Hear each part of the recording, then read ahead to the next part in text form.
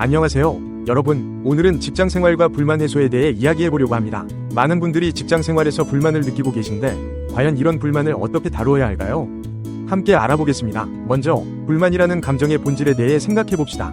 불만은 사실 똑똑한 사람들이 느끼는 감정입니다. 바보는 불만을 느끼지 않죠. 그렇다면 왜 똑똑한 사람들이 불만을 느끼는 걸까요? 이는 우리가 큰 그림을 볼 수 있기 때문입니다. 우리는 무언가가 잘못되었다는 것을 알아차리지만 그것을 처리할 능력이 없을 때 불만을 느끼게 됩니다. 즉, 불만은 우리의 지식과 실력 사이의 간극에서 생기는 것입니다. 여기서 중요한 점은 똑똑함과 실력은 다르다는 것입니다. 똑똑함은 자연이 주는 선물이지만 실력은 우리가 노력해서 갖추어야 하는 것입니다. 따라서 우리는 단순히 똑똑한 것에 안주하지 말고 실력을 키워나가야 합니다. 그렇다면 직장에서 불만을 느낄 때 우리는 어떻게 해야 할까요? 첫째, 불만을 느끼는 상황을 잘 관찰하세요. 왜 이런 상황이 발생했는지, 어떻게 하면 개선할 수 있을지 생각해보세요. 이는 불만을 표출하는 것이 아니라 문제를 해결하기 위한 첫걸음입니다. 둘째, 자신의 실력을 키우는 데 집중하세요.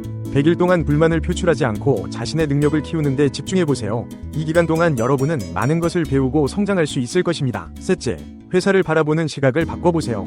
회사는 불만을 표출하는 곳이 아니라 우리에게 환경을 제공하는 곳입니다. 우리는 이 환경 속에서 성장하고 배울 수 있습니다. 넷째, 자신의 태도를 점검해보세요. 우리가 어떤 태도로 일하느냐에 따라 우리의 성공과 실패가 결정됩니다.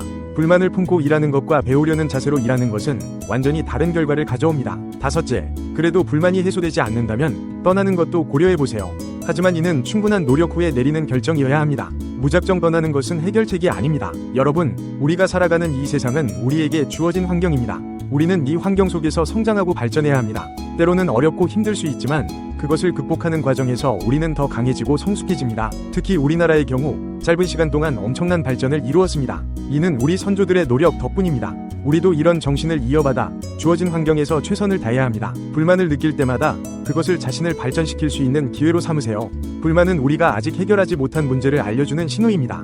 이를 통해 우리는 무엇을 더 배우고 발전시켜야 하는지 알 수 있습니다. 마지막으로 자신의 생각과 태도가 얼마나 중요한지 기억하세요. 같은 상황에서도 어떤 사람은 성공하고 어떤 사람은 실패합니다. 이 차이는 바로 그들의 생각과 태도에서 비롯됩니다. 여러분, 오늘부터 직장 생활을 새로운 시각으로 바라보세요. 불만을 느낄 때마다 그것을 자신을 발전시킬 수 있는 기회로 삼으세요.